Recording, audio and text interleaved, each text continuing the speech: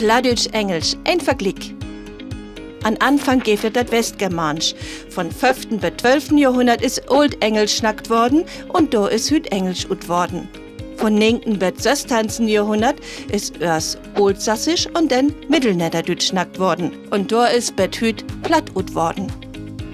Die Sprachen Englisch und Niederdeutsch Gott ob die Dialekten von de Angeln und de Sassen trüch.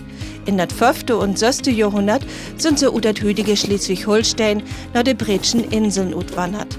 Darum heb Englisch und Niederdeutsch viele Likewör und Formen. Bobentau hebt welke plattdeutsche Wör durch Handelskontakten in das Mittelöller ihren Weg in die englische Sprache gefunden. Zum Beispiel Smuggler, Smuggler, Cranberry, Cornbeer, Freight, Fracht und Stockfish, Stockfisch. Platt und Englisch hebt den silbigen Lutstand. Wör mit PTK hebt sich in Hochdeutsche wiederentwickelte Wör mit Pz und Ch. Hier ein paar Beispiele. Englisch Apple, Plattdeutsch Appel, Hochdeutsch Apfel. Englisch Open, Plattdeutsch Open, Hochdeutsch Offen. Englisch Tin, Plattdeutsch ook Tin und Hochdeutsch Zinn.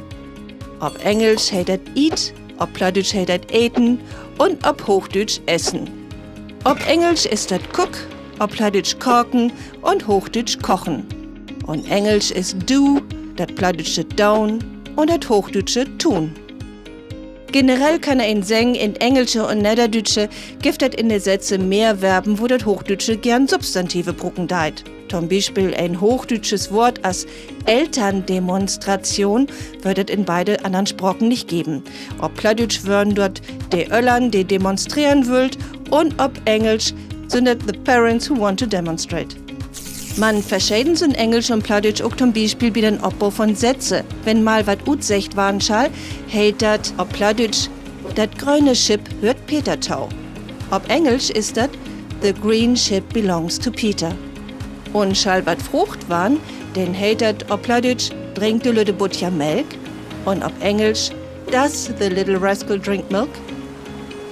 So, nun weißt du, wo Plattdeutsch und Englisch ähnlich sind oder auch in Lüttenbeten verschieden. Englisch und Platt verglichen hat Eva C. Lehmann, Studentin an der Uni Kiel. Rob kicken worden ist bei der Christian-Albrechts-Universität in Kiel und von den Platt-Experten Johann Martin Frahm. Groß Dank geht an die Karl-Töpfer-Stiftung in Hamburg und das Länderzentrum für Niederdeutsch in Bremen dankt für die Förderung durch die Beobdruchte von der Bundesregierung für Kultur und Medien. Die Infografiken kann sich jeden ankicken, runterladen und udrucken auf www.lzn-bremen.de. Kick mal in.